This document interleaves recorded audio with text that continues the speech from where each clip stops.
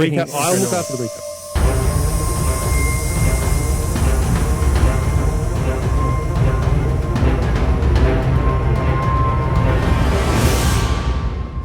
Hello. Wow. Love that intro. Yeah, it's very, very, very pretty work. Absolutely. And it probably sounds good, but none of us can tell because it's silent for us.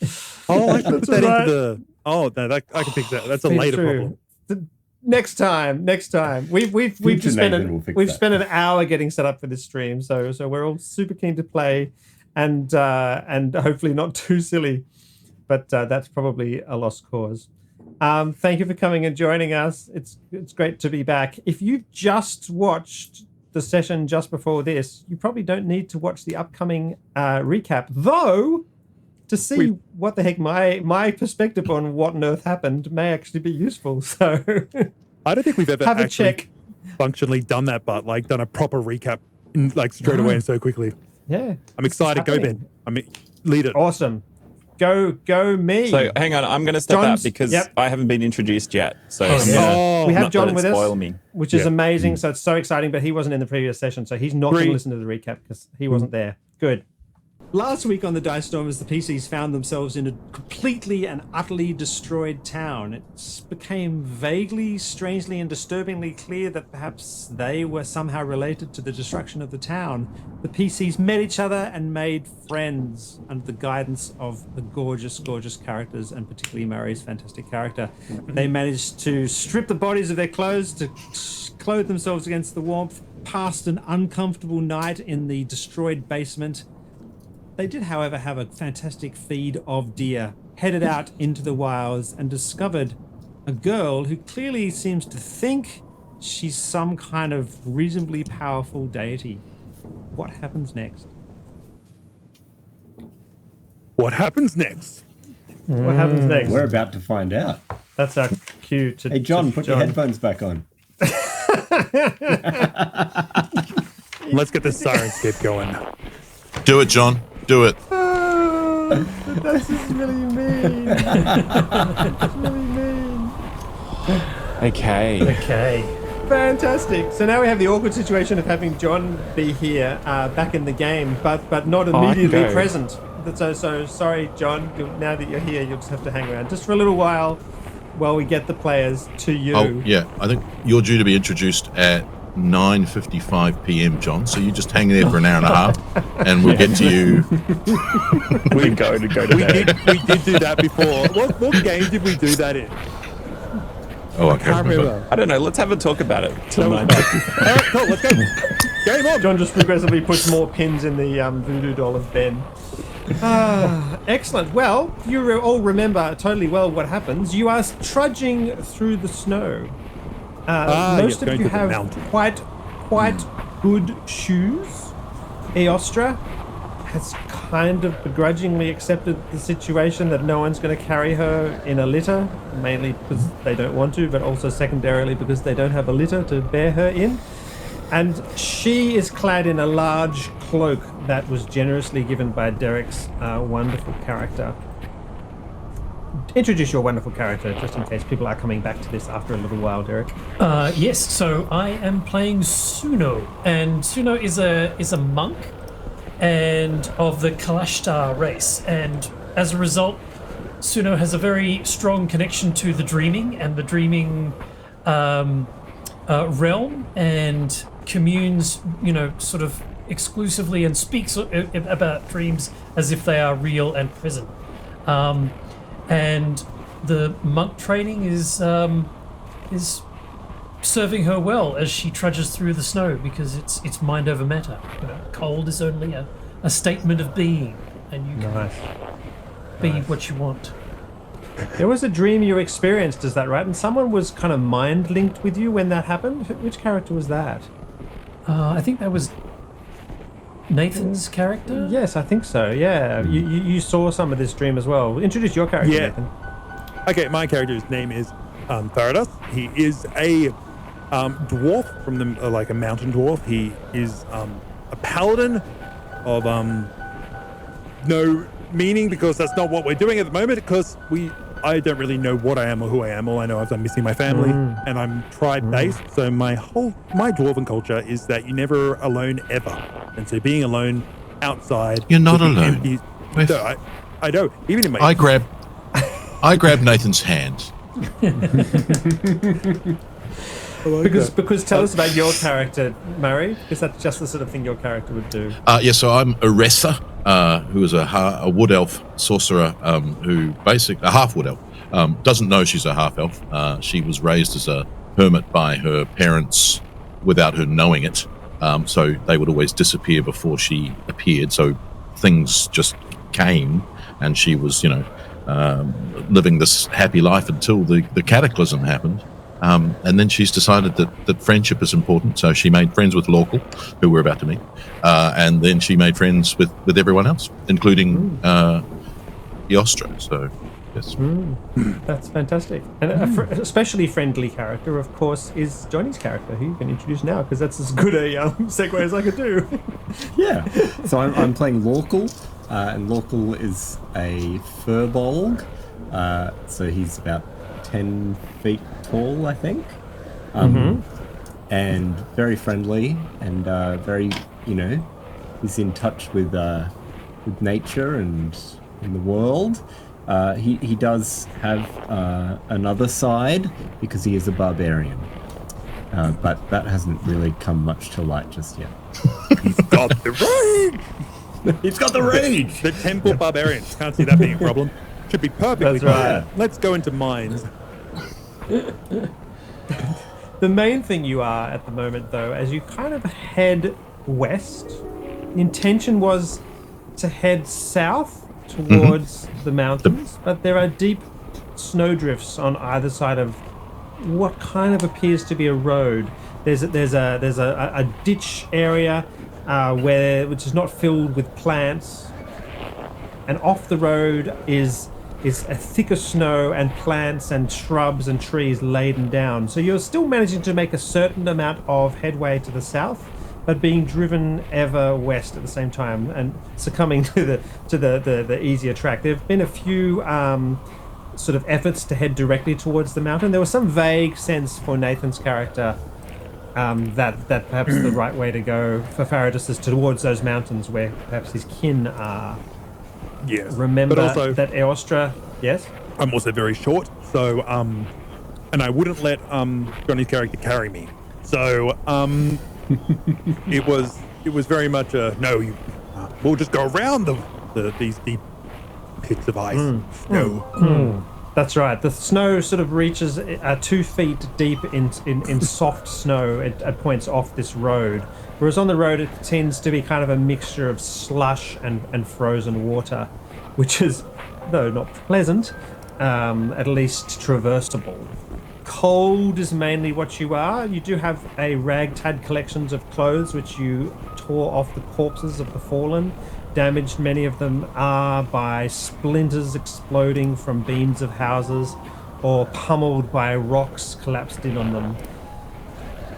Eostra is not so fortunate, though, only wearing a thick cloak and her generous wash of blonde hair. Her feet, though she seems to be trying to ignore them. In fact, everyone give me a perception check and we'll see who gets who's kind enough to notice.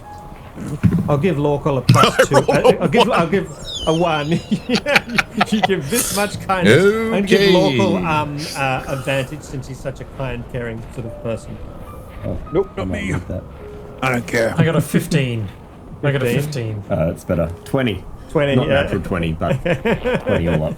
So, Lorcal, you notice that Eostra's toes are starting to look a bit purple, and she's weirdly arrogant, as she's been described before. She's traipsing ahead with her head held high, trying to be first, but she's clearly in some degree of pain as she's, with more and more tentative steps, making her way forward. Do you say anything? Of course. Could I help you there? I don't need your help. I'm fine. The snow is cold and deep and wet. Perhaps I could carry you. I'm quite strong, you know. Not gonna carry me. That just brings her up to an absolute halt, and she looks you up, and she looks you down at your feet, and then she goes to turn away and sort of muttering something to herself, and then she stops herself, and she says, "You may bear me, though you be a lowly sort." So is that a yes? You've entered a PvP Yes. server. Yes. Just yes. All right, so I'll carry her. yeah. So you sort of pick her up. How do you pick her up? I reckon I'd just Oh, grab yeah. her around the middle with one arm Yep, and yep. hoist her up onto my shoulder. Okay, awesome. Like not quite- sitting on my shoulder, like a That's bird perched up there. That's awesome. Wasn't quite the dignified rise that she expected, and she sort of grumbles. But once she's on your shoulder, she grabs onto your hair. What's your hair like? What have you got in your hair? I think it's Wavy kind of and- just a bit like Murray's is at the moment. Murray, can you give us a demo? Oh, the double mullet. Oh. Stop it. We'll get kicked off YouTube. For those of you who are not aware, I am happy to role. role play your hair, Johnny. I will. I can't do it myself. Local's hair. I'll role play Local's hair. Oh, Murray! Oh, Murray! Oh, Murray! Oh, Murray, my laughs. Murray.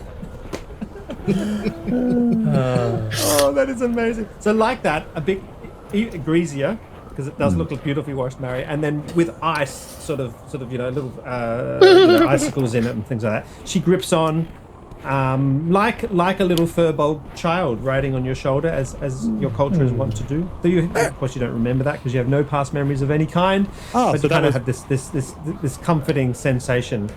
You do notice her toes, which are sitting down here, do look rather hideously purple and cracked, even.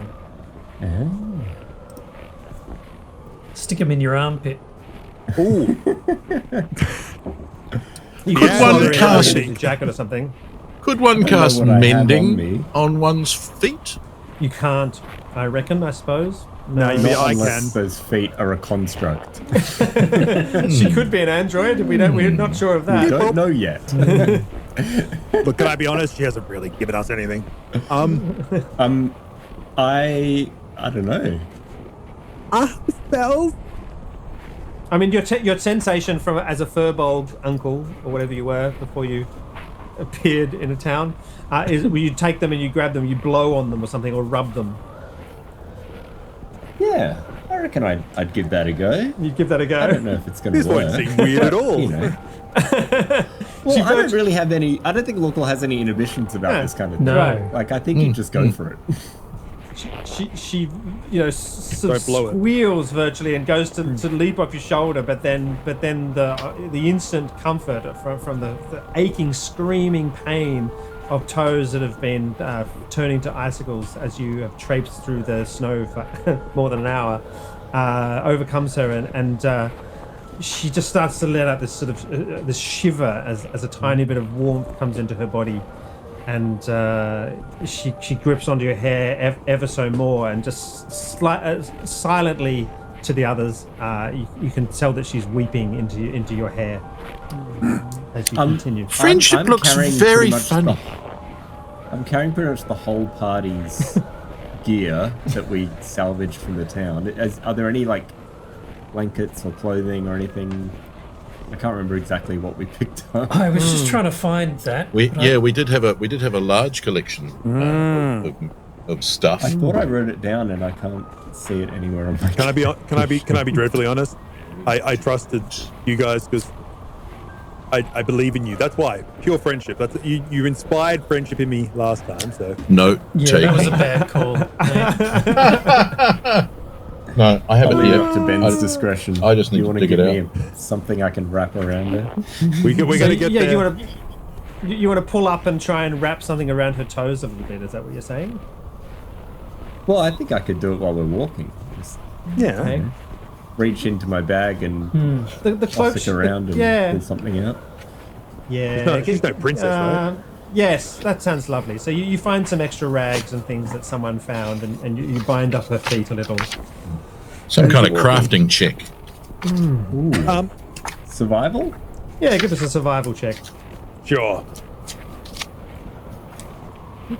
10. 10. You managed to clamber something around her ankles so that her feet are a little warmer.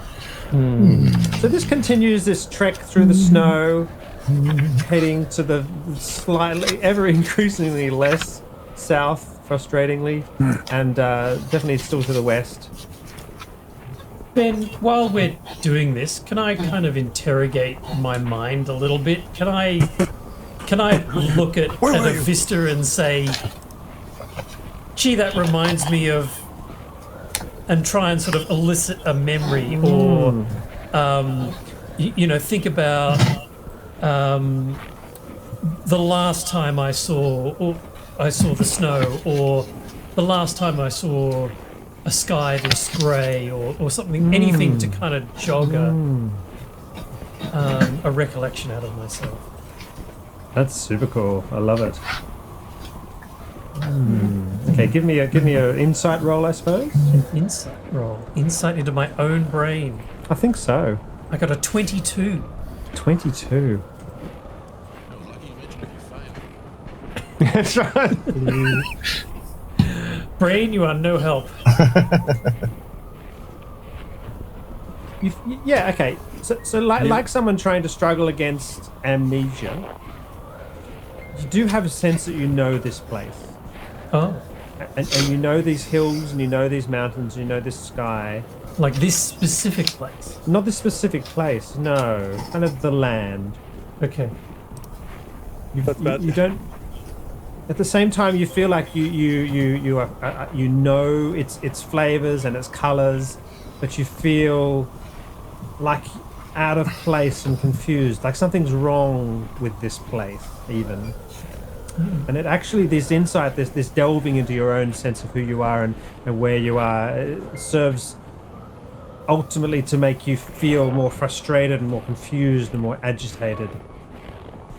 And Suno kind of walks along, kind of lost in his own thoughts. She does. Sorry, thank you. Do keep correcting me. She's lost in her own thoughts, and she's gritting her teeth, and she's you're kind of confused and annoyed and frustrated.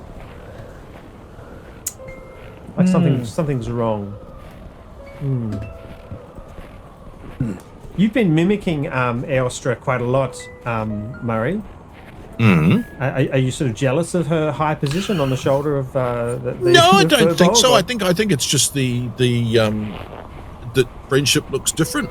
I wouldn't have thought that one would have made demands of a friend quite so arrogantly. So that just is peculiar. But Lorcal seems happy and fine with it. So interesting. I'll jot that down. How friendship looks in different folks. That's so cool. Man, I learned about classes in my second day alive. I think I'm looking around and and happy. I can't hear. Okay, good. Happy to hold hands as hands are required to be held. Yes, but not toes. That's cool. Step too far. Faradas, you feel sure that if you could just head straight towards those mountains to the left, it's almost like you're just going virtually perpendicular now. You feel like you're just heading just directly to the west. If you could just make your way out across the snow, you could get to them. Create a bonfire. Yes, everyone can create bonfires. That's just what you do.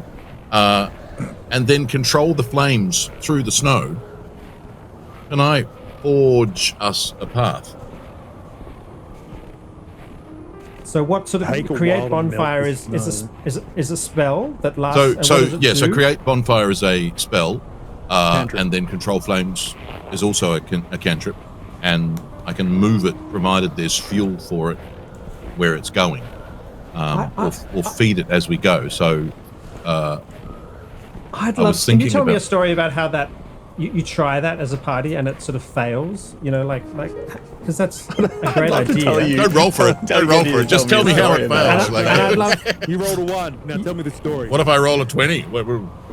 The story wants you to continue just a little further to the west. I rolled a 19 and a 20 with advantage, but apparently it fails anyway. Okay, fine. So why doesn't it work? What is it too much effort? Is it? No, I think it's just snow doesn't actually burn. And also, and also when you melt, it creates water to go with fire. But I think, I think it's just that there's not enough fuel.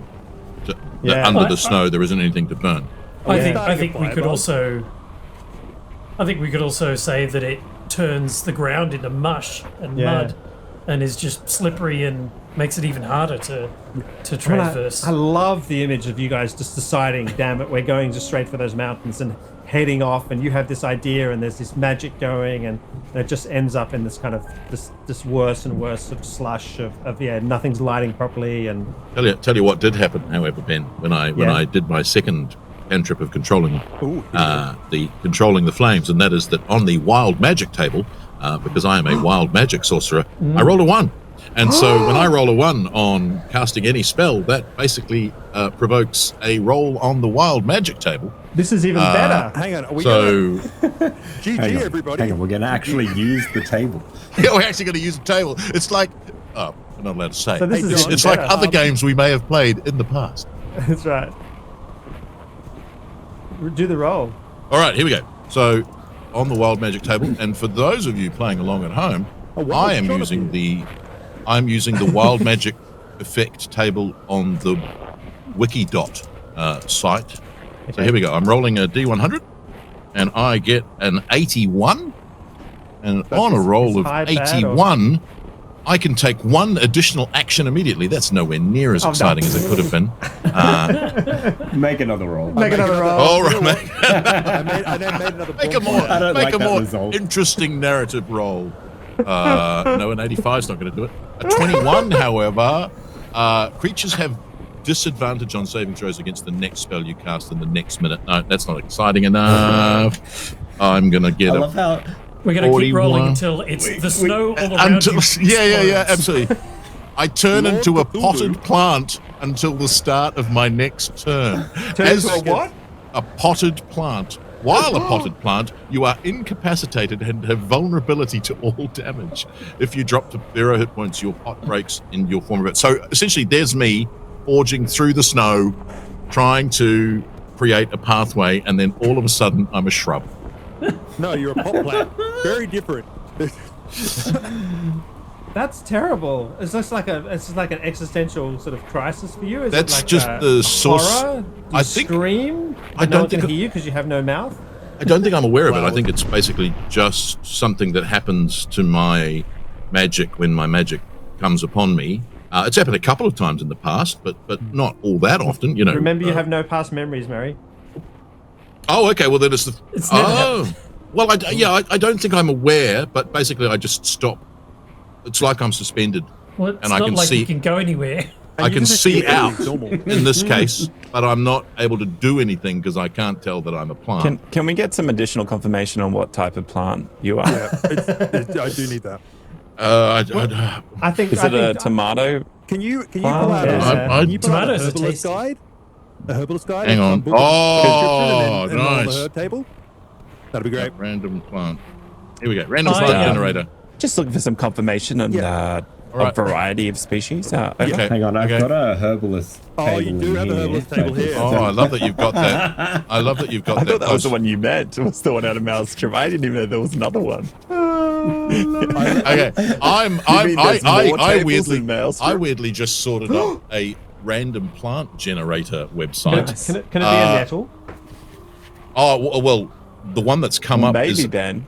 But let's let fate decide. Okay.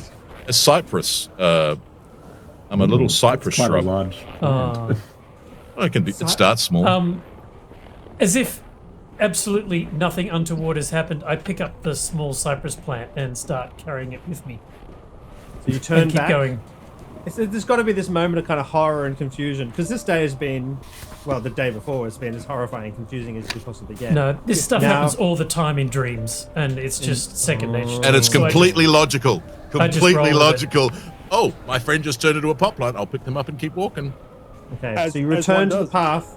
And at some point soon, like in a few seconds, you turn back to a person. Is that right? Yeah. Wait. Let me read my. Ben, if you don't have the correct Sirenscape sound for this, I'm going to be so disappointed.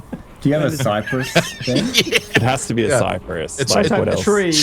It's technically the start of my next turn. Clearly, it's meant to be a disaster in combat. But so I think what happens is Suno is carrying the potted plant, and then all of a sudden, it should be a lemon bush.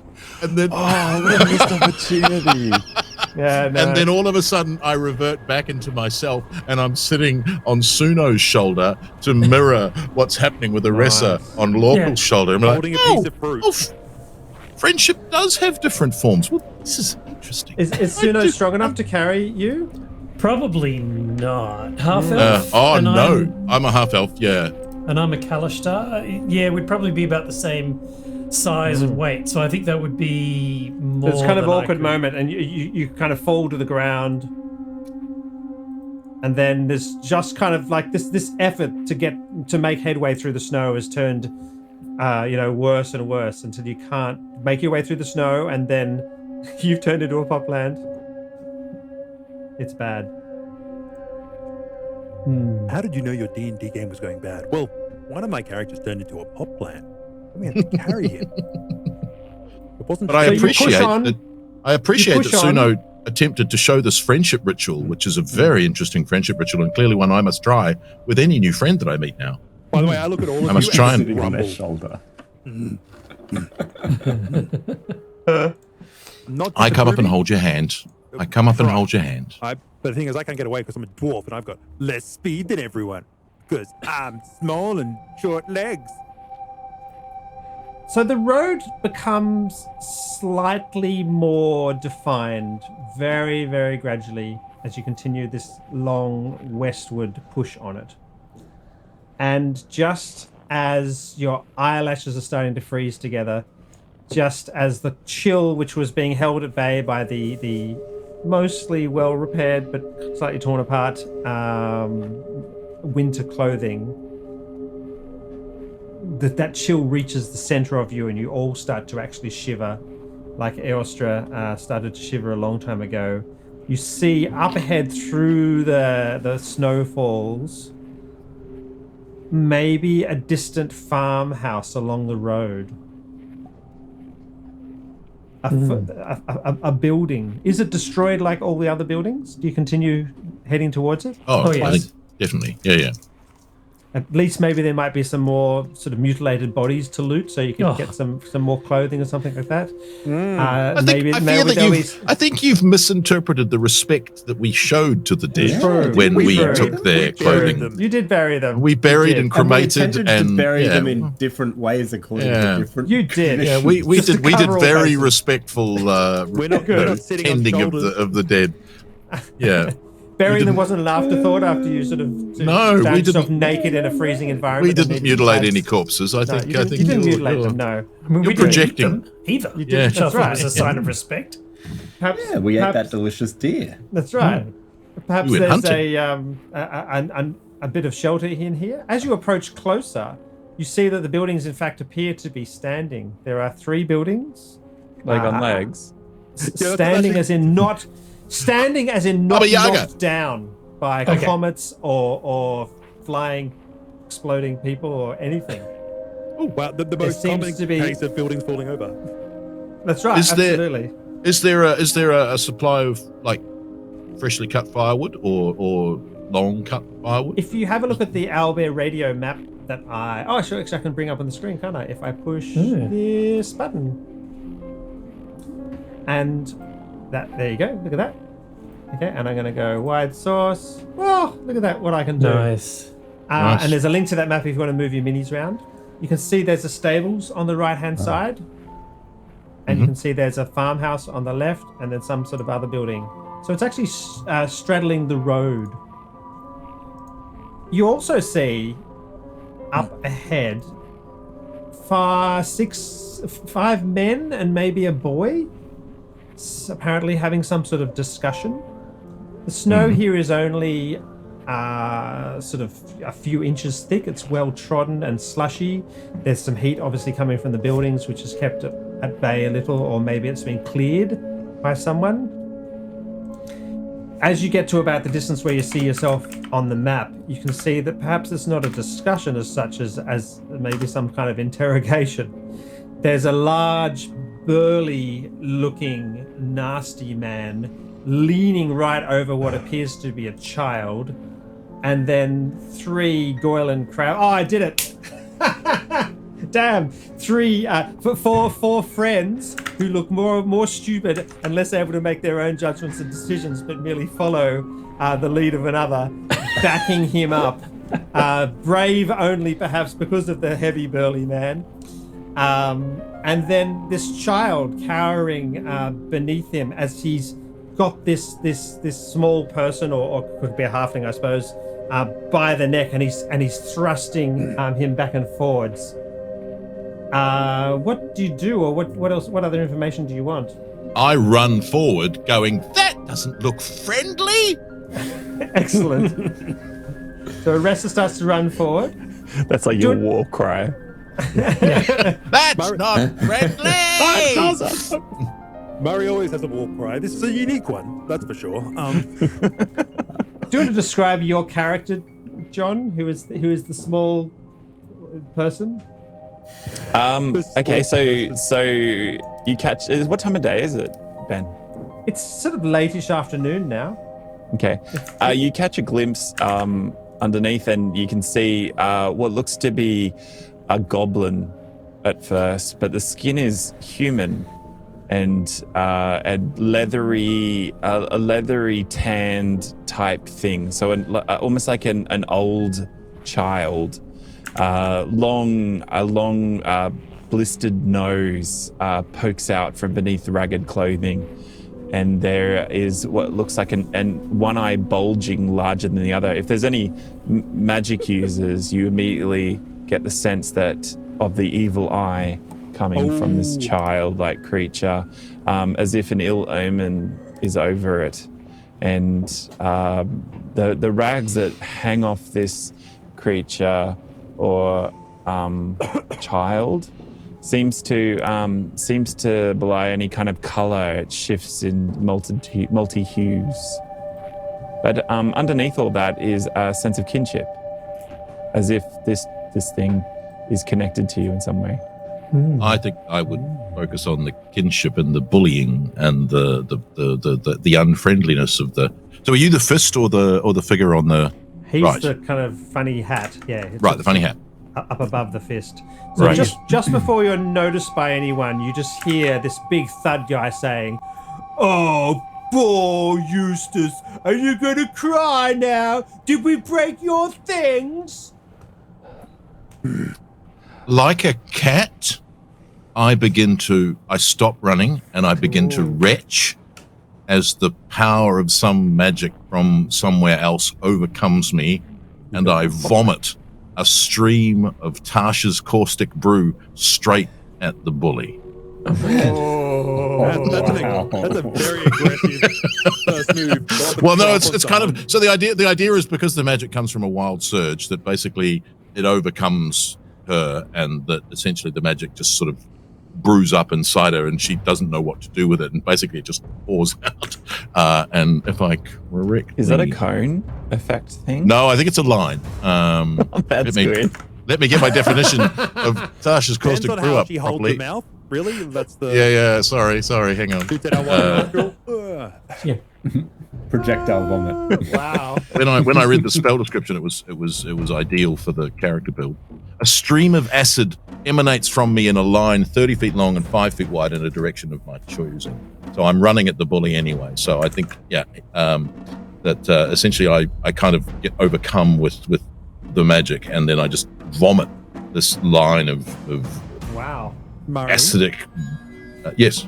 I have to say, I'm just wanting to let you know that this surprisingly isn't the first time we've had a character that uses vomit as one of their primary abilities.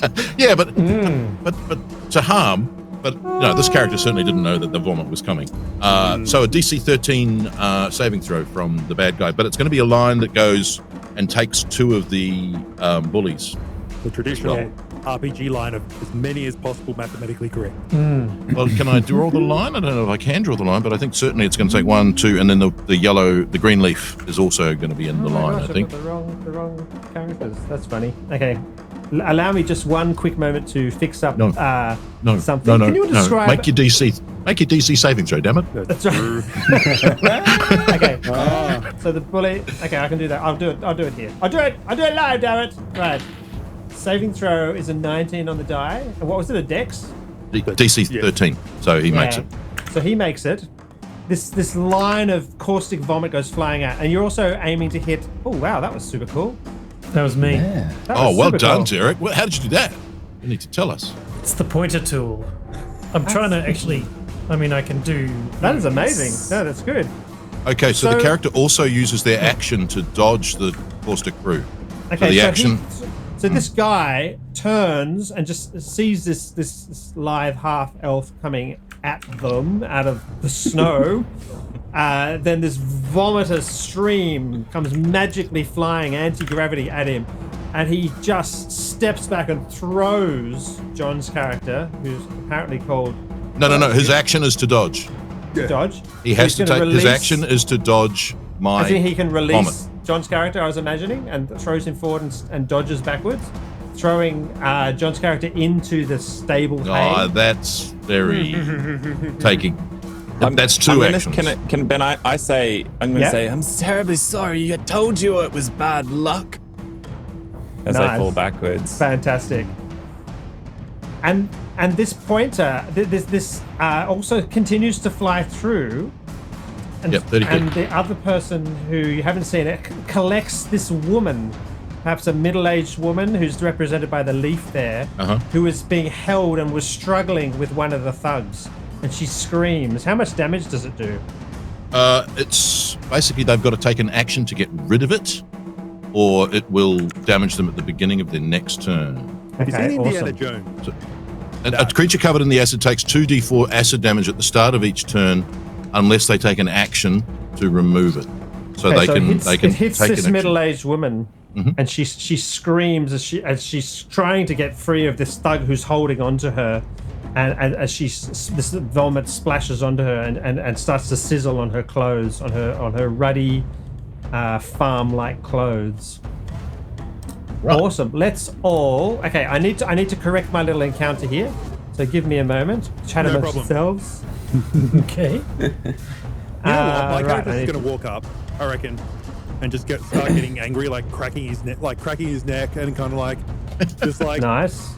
It's just more. It's just a habit. Like he's just like, all right, bang, get the gloves together, crack the knuckles, crack the wrist, crack it. Like you'd be surprised at how many things you can crack on him if you was to be dreadfully honest. I love that Nathan's You don't know playing. what your habits are. No, I love that. At least I think it was a habit. I love that Nathan's playing a chiropractor. I love that. That's. Okay, there we go. Right. I'm just pissed off because you know how dwarves can only walk 25 feet and you guys can walk 30? That means that the entire time I've been, you know, that friend who has like a bigger stride than you? Like that, I was the one that was like having to chase up the entire Yeah. You're just trotting along. 10-foot barbarian. All right, everyone roll initiative. I'm ready. That's fantastic. Okay. What I think it needs to mean, Nathan, is that when you start to heal as a paladin, it's actually a chiropractic adjustment. Yep. You need to just adjust people. It didn't appear because we're on the big map. Release the adhesions. Yeah, just release. No, the rolls aren't showing tonight because we 9. Oh, I didn't even look what my roll was. Hang on, let me go back on the history of it. I got a 12. A 12. How do I check the history? 13. I roll an 8. 13. Hang on. How do you check? Can I re-roll? Because I didn't look. I thought it would appear on the thing. There's a little... who are you? Game log. Oh, game log. Okay. Game log? I can't see what my rolls. That's okay. Roll again. No, I can't. I literally can't see my rolls. Okay, roll it. You have a real dice? I have a real dice. Do it. Roll it. Just gonna roll my real dice. I love that we've got backup real dice, just in case. I got 15. 15. Excellent. Good. Yeah, 15, hey? And Faradis. Oh no, there's Nathan. the game log. I got 9. 9. Excellent. Good. I'll probably start running at the beginning, but then everybody will pass me because it's much faster. Everyone got beneath the bandits. Wow, everyone got beneath all the bandits. Wow. Really? They must have rolled well. They rolled 16, but no one rolled above 16? No. Okay. Okay. Nope. So he this thug staggers backwards, throwing Eustace away. He just gives a typical smartass comment like usual. And he quickly tries to orient himself, working out what the hell is happening, who these people are coming out of the snow from the east. Covered in blood. And covered in blood? I don't think they're covered in blood. No, there was definitely no butchering. Because I remember I got the guy who got stabbed, the priest. I'm wearing his You're wearing blood, nice. He quickly steps forward and shouts something at his mates. Get with me! Something like that. And they come forward. This bandit up here pushes this middle-aged woman backwards onto the ground and quickly comes forward. And they kind of set up this flank. And they are wielding nasty-looking sharp blades. I rolled a 1. On I what? just went through my log and I rolled a 1. I just found it. So Ben, feel free to make it a 1 if you like. That's fine. And the big guy just says, "Who are you? Stay out of this." Eustace, what do you do? You are next. I'll let you be next. What do I do next? What do I do? Yeah. Well, I'm gonna go rush towards the woman, and so my aim is to run towards the woman and try to wipe the acid off her. Excellent. Aww, lovely. Beautiful. You do that, absolutely. Local, what do you do? So I still have what's the name on my shoulder? Eostra on your shoulder. Eostra. That's right. Yeah. So I'll say, I think perhaps I should put you down now, little one.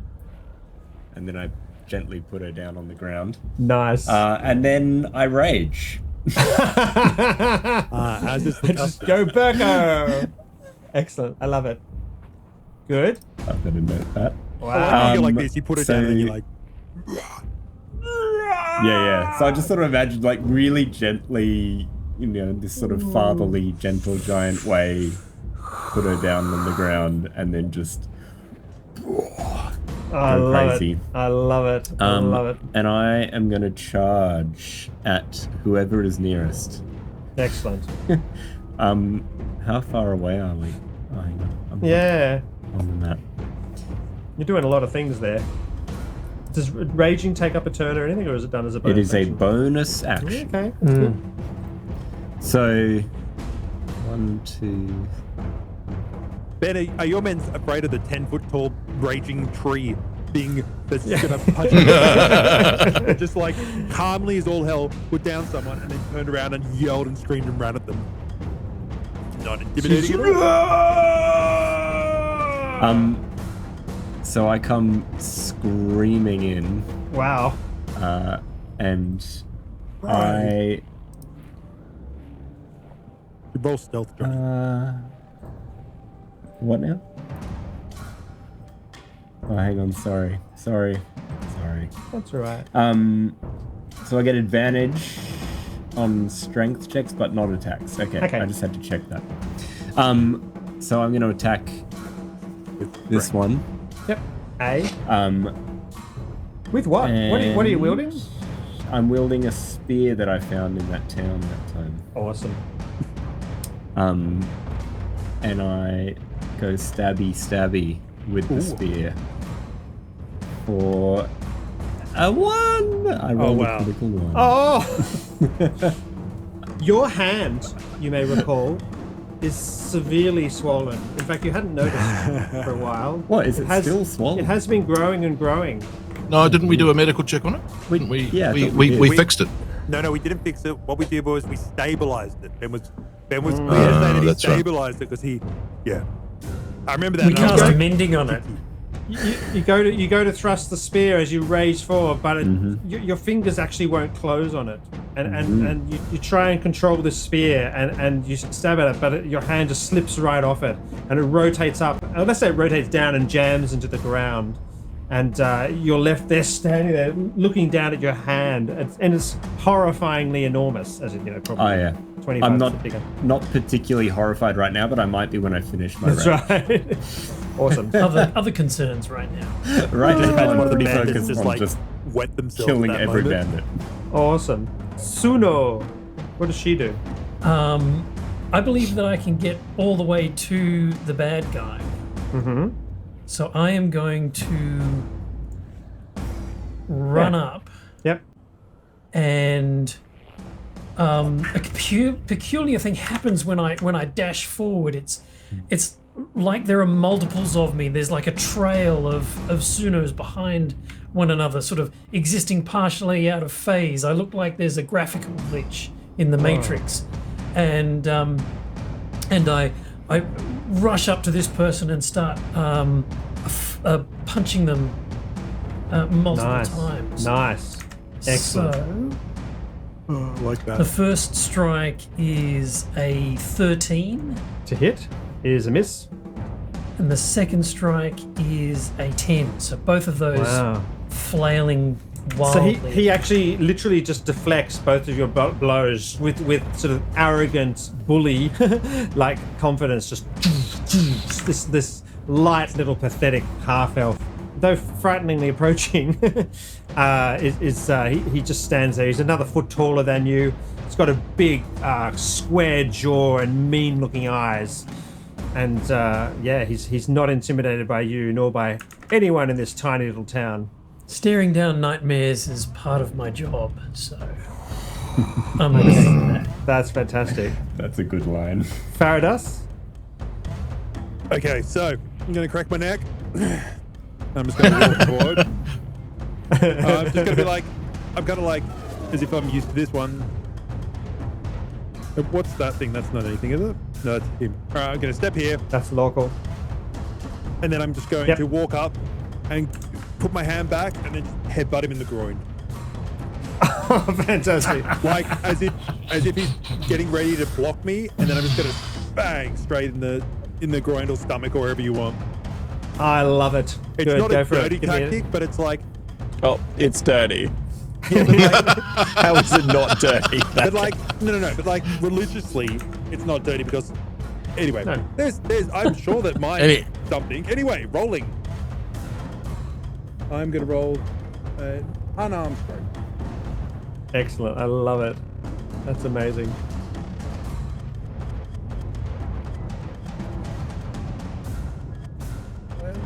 Waiting.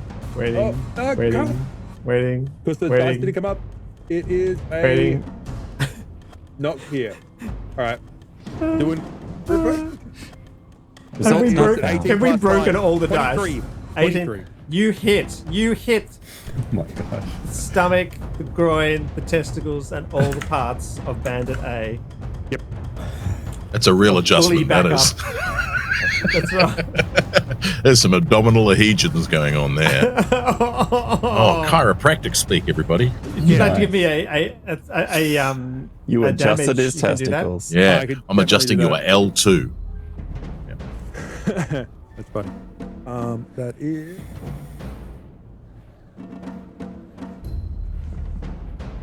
That is 5. Roll 5. Excellent. He screams out, but like in a soprano voice. So, you know. Shark! You didn't expect that one. Oh no, it's a dwarf! Aressa. Oh no, it's a dwarf! So you've seen all this go on in front of you, Aressa. What do you do? A voice inside my head that I haven't heard before, but is somehow familiar to me, speaks like a lesson, like a sort of, because remember, protect yourself first. I ignore that completely. I step 5 feet, and then I somehow, out of my my imagination, this whip of lightning wraps around the torso of the bully, and I use the cantrip of lightning lure to draw him to me, provoking an opportunity attack. As I do so, he needs to make a strength saving throw, DC 13. I'll give him the opportunity to do so. He fails.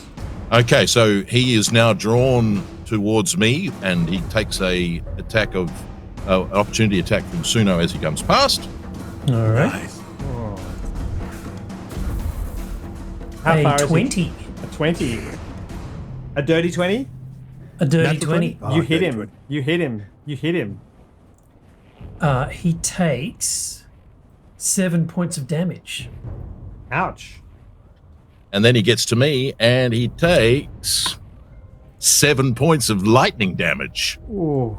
Ow. So you can imagine a look of kind of surprise on the face of a bully who's never been bullied at all, ever. As this magical effect appears around his waist and drags him forward, and his arms flail up, and Suno... What weapon do you have, Suno? Just my fists Your and fists. my feet. So he opens himself his jaw, and you and just punch him one as he goes stumbling past. He's spinning, he's rotating, he's horrified. He lets out a deep, usually impressive growl, but it sounds more surprised and pathetic. Oh! Awesome. Nice. Nice indeed. Teamwork. Team. Combo. Amazing. Eostra. Oh yeah, where is Eostra? She's now that she's a not mini? on Local's shoulder. I keep She's on dragging. brand. I keep trying to use the VMix map as the Albo regular Yeah. map. Why aren't you? Oh, right. Oh, man. It's quite funny. She stands there in the cold, looking lost and confused. No one even notices her looking lost and confused, however, the way you have all sprang into action. She clenches her fists, drawing more red marks on her palms. She clenches her teeth hard and winces as if trying to will some strength from within her, which she can't access. But as I said, no one notices, so who really cares about Eostra? I care about fair Eostra. Eostra is my friend. We've said we are. But I don't notice at this lovely. point, so I don't know At the that I moment do. you're distracted, you all seem to have sprung into action like a smoothly oiled machine. Weirdly so, in fact. I love that you're As if so you- gentle, and then you turn around and vomit on a person like out of the blue. That's right. Question. None of you seems so confused by the situation you find yourself in as Eostra is. The bandits, however, are now no longer off balance and realizing that perhaps they're in some degree of danger, armed with sharp swords, like none of you are. Except you've got an axe, is that right? No, you gave your axe away, is that right? I gave my mace away. Yeah. You gave your mace away. I didn't. I Oh. put it on the graves of the dwarven. Remember how you said we You did. pillaged and like all that kind of stuff when we actually respectively left weapons and role played really well to be able to create an atmosphere of pride and consistent character development. It was. Well, perhaps you'll live to regret that. Oh, I've clicked it again. I've clicked again on the VMix screen. I need to go over here. These two But then again, bandits close with almost competent efficiency. They all close. C and D, we'll just Not call fast them that enough. because maybe they'll be dead too soon to even care about their names. They deserve it. Attack Suno. with- Cedric yeah. and Drogo. That's right, thank you. With their nasty-looking, short, curved weapons. Is a 17 enough to hit you, Suno? It is. Ow. The other one's only a 7, so that won't be any danger to you. How many hit points do you all have? 10. 10. Okay, you only Not have 5 now, many. Suno. So this is horrifying moment as he just steps forward and slices this into your arm. The sharp knife. The sharp knife.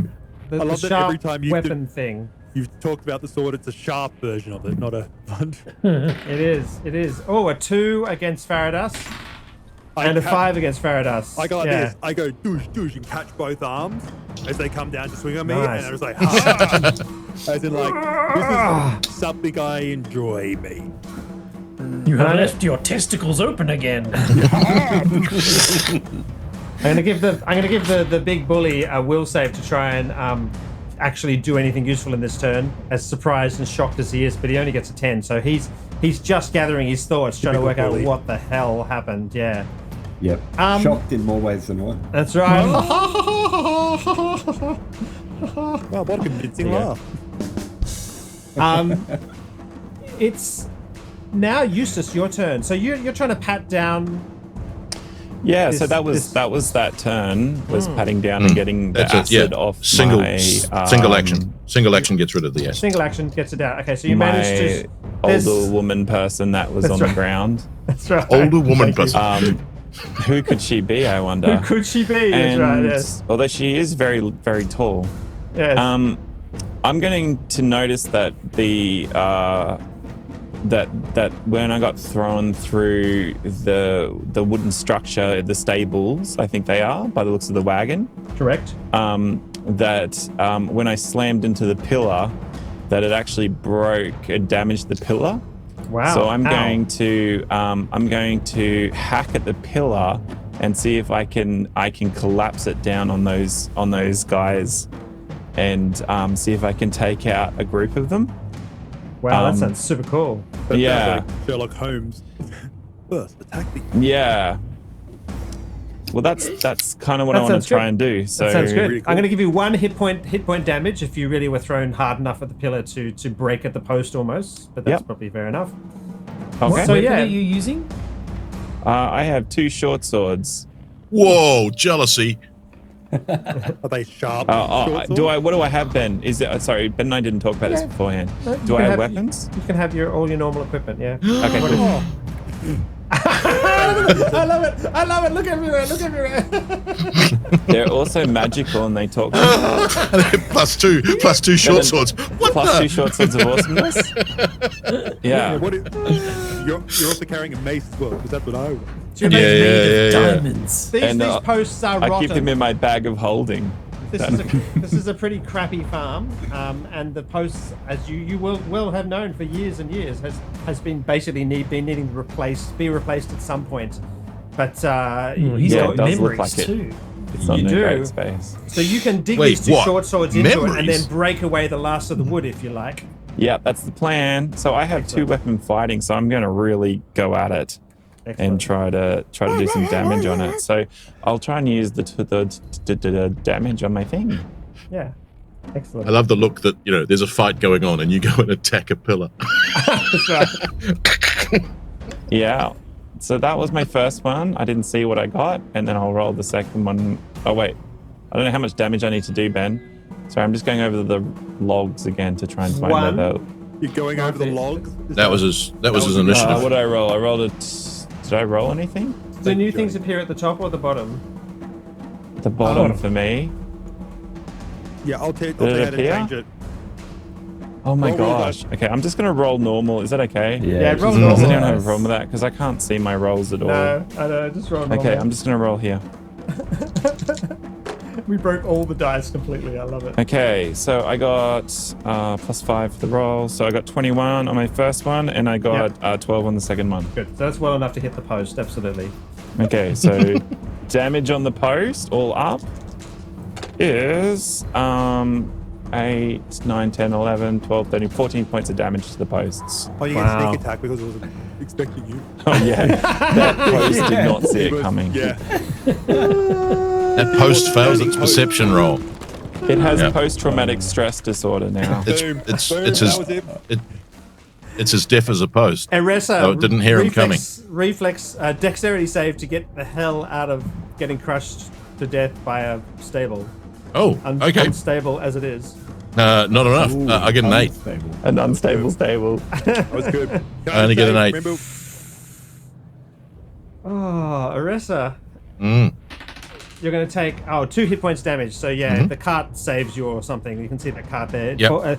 Whole roof, front section of the roof falls down, and those are 2 pokey bits of some sort of jig or something. And you're knocked on the head and knocked down, but then it stops going when it hits the top of the cart. Right. However, the big bully, and I clicked on the wrong thing again, the big bully and Durestri, whatever his name is, take 1d6 damage as well. Drogo, thank you, of course.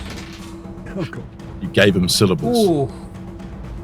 The big bully, has a whole massive beam smash his head. He's not having a very good day, to say the least. Is he down? Is he prone? Yeah, I'd say he's prone with half a building. Can I say, when people Drogo fight takes back, a bit of a blow as well. When people Yeah, I know. fight back. Out there, if you've ever, Drogo, there you go. Yeah, wow, nasty. Okay, that is now Lawful's turn. Oh, good. So, having had my spear get lodged in the ground, I sort of instinctively reach up above my head and grab hold of a branch of that tree that I'm under. Oh, nice. And in one movement, rip the branch out and bring it down on A's head with as much force as I can manage. I love it. Give us a I'm gonna let you do that for sure. Let's call him Albertus. Or Al, and Bertus can be B. So it's a 21 to hit. That'll do it. yeah, the tree kills him. And I do 5 points of damage. And I have an ability yes, here we go. called Tavern, Brawler, Grapple, where if I make an unarmed or improvised weapon attack, then I can use a bonus action if I hit to attempt to grapple the target, which I think means just pinning him under the branch as I bring it down on him. That's right. This is the guy who had been previously smashed in the groin and stomach by a head He of is not having a good That's right. day. And now this branch just crashes down on top So of I feel him. like I just followed through to kind of all my weight on it to Absolutely. attempt to pin him under it. What I really like to think is I went in headbutt, and then you've just like leapfrogged over me and just gone, whoa, boom, hit him with a tree, and then like grappled him on the ground. Did you just say leaf? Did you just say leaf frogged? Because that's awesome. That would have been beautiful. That would be good. I feel like I've let a moment down there, guys. But then again, I'm being holding back on my puns. But Yeah. I've had 3 whiskeys on. Absolutely puns are coming thick and fast. So grapple, what do I make? A strength check against yours? Oh, I'm just going to let you do that. That sounds fantastic. He's Something? pinned under your branch. He's All doing right, nothing. Yeah, he's not having a good day. he slightly wet himself. Excellent. Yeah. Suno. Feeling a bit upset about, having half my hit points gone and 3 guys facing off against me. Yeah, The main guy is still standing. Yes. No, prone, we He's said. been electrocuted and Sorry. punched and he's prone. He's still standing, but he's prone as well. That's right, yes. What does that give me? Does that give me advantage? Advantage. Absolutely. Yep. Just kick him in the face. You know how you like shoe down on someone's face? No. The tree. Benjamin, I have no idea what you were talking about. So I got a 20, but I'll just check if I get a critical. Yes, that's right, yes. And I got a 20 again. Okay, So that's a hit. Yeah, absolutely. Dirty 20 him So again. Yeah. Yes. Twice. So I do 10 points of damage to him. Oh, really? Wow, he's looking pretty badly off as well. The look of can you just imagine? Everyone imagine in their imagination palace, the bully in your life, whether it was at the shops today or back when you were in year 4 or year 7 or 8 or 9 or 10 for me, and what his face now looks with Suno's heavy heel coming down on his surprised face. I just want to take credit for every game as therapy game because it's not me, and But unfortunately have not destroyed our bully yet. No, not quite yet. He's looking horrified. He's looking impacted. He's looking bloodied. He isn't unconscious yet. He still could probably lash out, as bullies are wont to do. Faradis. A looks well and truly taken care of. then There I is just another. did he fall on the ground? There's also a There's good pins. chance that if we take out the leader, the rest may scatter. No, but that's not True. fun. Barrios he's enjoying this moment. He's like, and just so he's caught both things happen, it's moved, and then I'm just going to go along. And did he drop his sword when the tree fell? The tall man fell on him. He's currently pinned. He's pinned under the tree branch. So I'd like to grappling grab him. the sword and then just grab it and That swing sounds around. great. And go. Yes. That sounds you know great. what? I love it. Use A's. Oh, if this was Sword. first edition, there's no way that you could grab a bladed weapon. Oh no, you're a paladin, not a cleric. Oh no, you're fine. You're fine. Here's the thing about it. If we were in first edition, 2 of us would be dead. That's right. Yeah, true. Yeah, Suno wouldn't have lasted. Rolling up new characters. Would have passed though. Suno's cousin.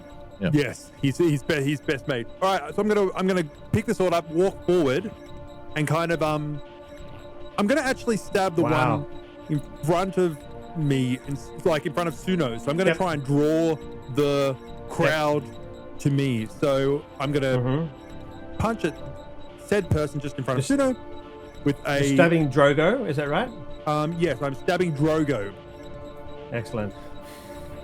And I'm in the moment. This is just like it's almost if like it's just a happy place for me, just drunkenly going around and having fun. Good. So I'm just gonna stab at him, and I'm going with this.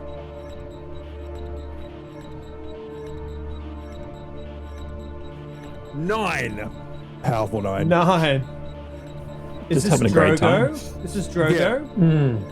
I'm going to give you advantage against Drogo because he's taken some damage and he's also engaged with Suno, and all sorts of crap is happening around him, So that's 18. including seeing his boss boy get smacked by a barn, his stables, and all sorts of other stuff Barn going attack. on. And the heel of Suno, so he's well and truly his morale is weak. So Well, his yes, you hit him morale with gets- that one instead. Yes, and so I don't know what a sword is, so Their- I'm going to use Their weapons do 1d6 plus your strength bonus damage. Take 4. Take 4. Ooh, this is Drogo. Okay. Yeah, you stab him. I'm not trying to I'm not trying to hurt him. Like it's more just I like the moment. I don't want to like I'm not yelling at him. I'm, enjoying the Stab him moment. some more. Yeah, I mean, if his heart stops, that's not on you. Yeah, I saw a guy get hit by a tree. That's cool. I love it. You feel slightly strange doing this. Just ever so slightly strange. Kind of like it's an out-of-body experience. Like it's a good out of body, like a psychedelic kind of mushroom experience, wouldn't or know like a what bad to- trip kind of That experience. is a weird like a definition dream? of good there, John, but that's okay. Like what are we talking here, Ben?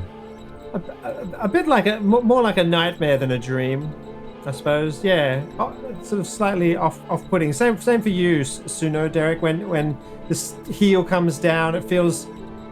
Part of you feels like it's the most familiar thing you could possibly do. Another part of you is almost as if you're watching that part of you that knows the right thing to do. I take those two feelings and those two sensations and just internalize them and store them away to think about later. I remember yesterday. That's it. That's right. Extended my memory. Fantastic. Eresa, what do you do? You're So underneath. I'm you're in cowering under between this the, thing. Yeah, that's right. Yeah, in between the slots. Yeah, so of I the- step out and stand up, and I scream out, "Why can't we be friends?" And I create bonfire on the bully. And because he's prone, he gets a disadvantage to the dex save, or he's going to burn in the hell of his own making. Oh my god, that's fantastic! Wow. Yeah, Wow. I really want to be friends with you. The natural 20 was one of his rolls. Okay, what's the disadvantage? The others are only a 9 in total, so So he doesn't manage takes to avoid it. 8 fire damage. And falls unconscious. Finally. Does my call to "Why can't we be friends" as their boss burns to a crisp have an effect on his followers? Yeah, they think you're crazy. I want to be friends. Add me on Facebook. I'd be wanting some minions. The effect is they laugh at you. I wouldn't be laughing. Just before you get to see how they react, Eustace does have... Oh, no, Eustace. No, Eustace acts after. Eostra is there. Oh. And she doesn't do anything that you notice, Yeah, so that's yeah, fine. Yes. She's there, like normal. I was going to say, does she fly in and take credit? That's right. Yes. Look what I did. I see wait, you have what? behaved appropriately. They turn and flee, except this guy who's under a branch. Does it? You can each Faradis can... Indeed. I believe it's called an opportunity attack. Opportunity attack in this system there, Nathan. But you know what? I don't care. I'm just going to go along and I'm going to throw the sword at them. Nice. I'm just going to throw it because it's not about carrying the sword. It's about... At Drogo? Having fun. It's about having fun. 17 plus stopping their hearts. So 16. Yep. Hit. You hit Drogo. Minus 1 1d6 plus your strength bonus. Don't be throwing things, Faradis. That's 10. He dies, let's say, because that's terrifying. Oh. Excellent. Oh, don't click on the VMix image of the map because it's not real. It's just an illusion. Drogo He says the has seventh a... time. That's right. Has a sharp, rusty, dirty, unsanitized, curved short blade embed itself in the middle of his back, through ribs to spine, and falls spread-eagled on the snowy slush. His mouth fills first with the snow and the dirt, and then with blood that flows out of his lungs. Are you going to do an attack of opportunity on C, whatever he was called? Cedric. Me? Yes. So I got Cedric. a 17. That's enough to hit. And I do 5 points of damage to him. Okay, yeah. So you smash Cedric. They're probably too dirty to be able to tell what gender they are. So that's right. Did I miss my turn? No. You come straight after these guys. Yeah, cool. They're coming towards you, Eustace. Get your attack of opportunity ready. Cedric stumbles. The last one runs away towards the middle-aged woman. Time for the old woman to show Turn us what into she's a got. witch. That's right. Now, what do you do, Eustace? She's a witch. I'm going to... Where's the screen? I'm going to go over to here and stab the unconscious leader through the face. Wow, that's a very specific. That is some beautiful, beautiful comeuppance for the bully. Eustace is dealing with some stuff. Yeah. Okay. Not anymore. No, Derek. It's dealt with. That's. And as I do, the moon rises. The moon rises on the horizon and hits my eye, my evil eye, and there's like a strange glint in it. And I feel something like a curse placed out. Like a what? A what? Like a curse placed goes out. What's that sound like? Yeah. Towards. Well, it doesn't sound like anything. It's a silent curse. Who does the curse go towards? You feel it. Oh no, it's just an evil eye. Oh, okay. And then I spit on the body. Apotropaic, baby. Wow. So I don't know if we want to be friends with you. as if evil flows out from this splash of an evil act in a pond of reality. Behind him, while he's not even looking, his very own mother stands up to try and grapple with this fleeing bully's apprentice.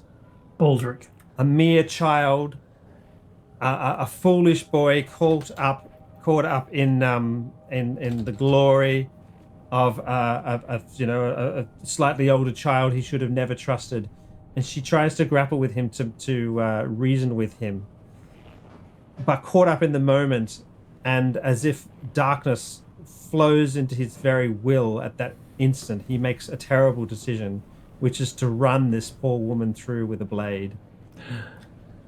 And he just drives this blade straight into her stomach and up underneath her ribs.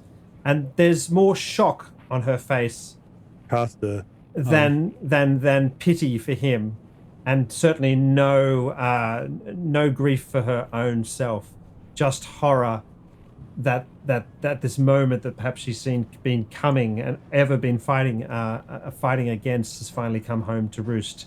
She collapses, trying to say one more thing or to call out to the world for meaning. He looks at his hands and runs off into the snow, howling out. Cedric runs up to here and just stands for a moment over the woman as her blood flows out. He grabs his head and just cries out, throws his own weapon on the ground. Loot! And then runs past her after his friend. Loot. The name of his weapon is Loot. That's really unfortunate. I'll notice at this point and turn around and go, no! Oh, always terrible luck. Bad luck goes everywhere. Can I feel a bit of inspiration from the fight and a bit of a zen moment and kind of go over there and put my hands on her? With a bit of special hands. So you're gonna rush over to this fallen woman? Yeah. It kind of like I threw the sword and I'm like, I'm gonna not cartwheel, but kind of like in a joyous kind of like I just had a lot of fun, and then just like and put my hand like on her stomach and just see like as if it's more kind of like it's just I'm not actually going. I'm going on pure instinct. This is just something I'm used to. You do that. People get up. You keep going. You have like, you know what I mean? Are we happy to have her die, John? What do you think? Is it more interesting to let her die? Yeah. Or she could be half alive, and she can be always slowly. It's a monologue. Come on. She gets a monologue. Come on, John. Or at least long enough so I can talk. I don't care. She's not my mom. I've always loved. That's good. Got it. So you know that watching yourself doing something that I was talking to Derek's character about. Faradas, you go into that moment. It's such a reflex that the reflex is to quickly move to the fallen innocent, being a paladin as you are, and to just very simply place your hands on the fallen person, heal their wounds, and help them to grasp onto the living.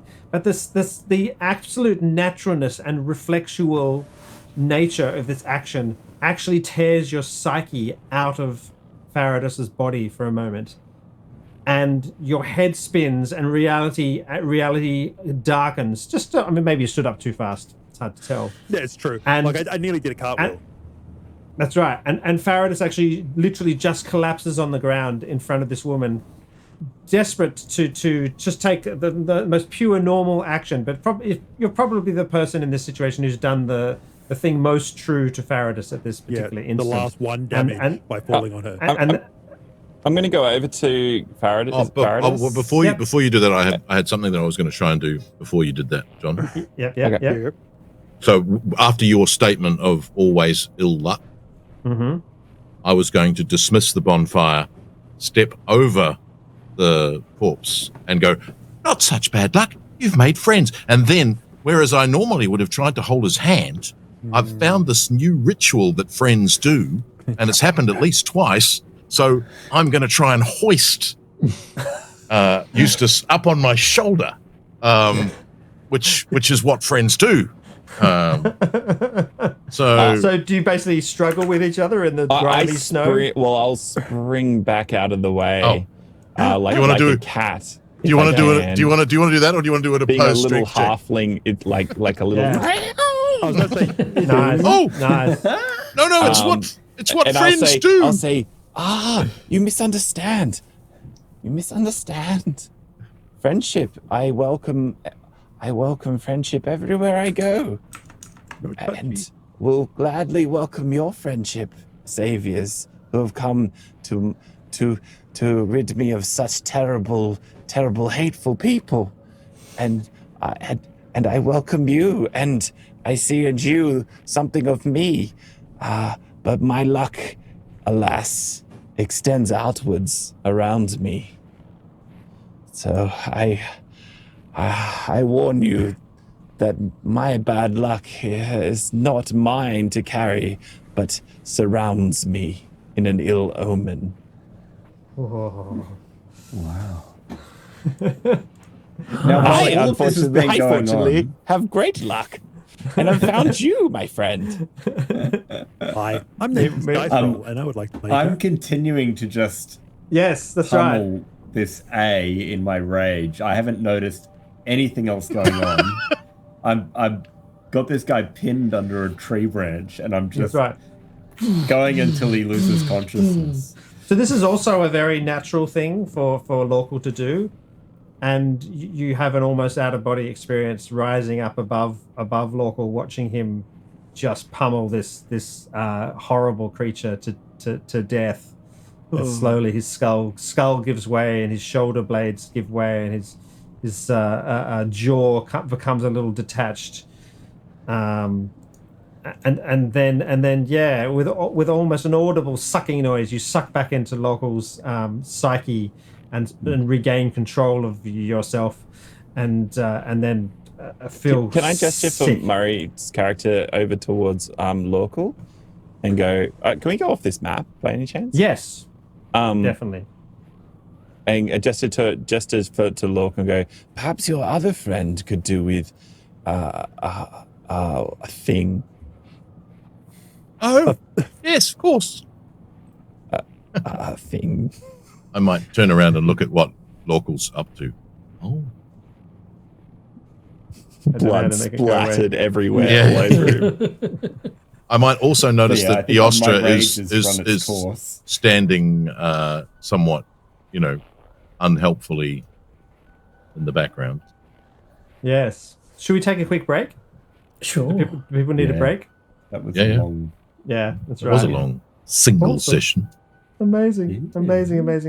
Okay, so hold there, and we'll take a quick break, and we'll come back for another after go. these commercials. Awesome. Seems like a smart.